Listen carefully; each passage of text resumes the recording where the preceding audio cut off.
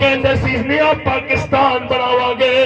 اس پاکستان دے اندر ریاست مدینہ بناواں گے۔ میں آکھیا اج 3 مہینے ہو گئے نے، فراز دے ظالماں نے میرے نبی دی نموز تے حملے کیتے نے، تے ہن تسی جناب اعلیٰ کہندے کوئی درمیانی رستہ کڈو۔ میں آکھیا بچے یاد رکھی، اے آقا تے غلام رات اس پیر اے شاپر دے لنگر واسطے نہیں بیٹھے، اے نوکریاں لین واسطے نہیں بیٹھے، اپنے محبوب سچی وفا کرنے واسطے بیٹھے نے، اور ایت عید کر رہے نے۔ اے کریم آقا سونیا محبوبہ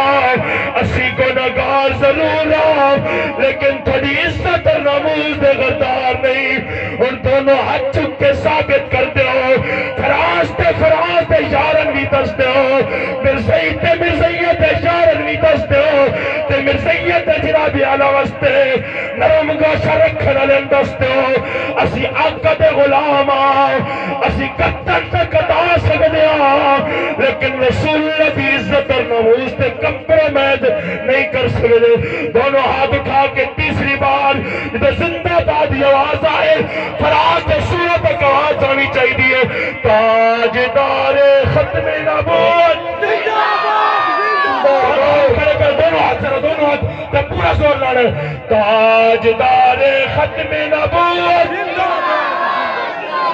تاجدار ختم نبوت،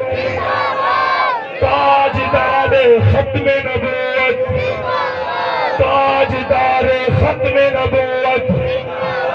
اے ریاست مدینہ دے جھوٹے نعرے لاون والے، اے تبدیلی دے نام تے قوم نو پاگل بنانے والوں، قوم کدے کنڈے جناب اعلیٰ نہیں آوے گی۔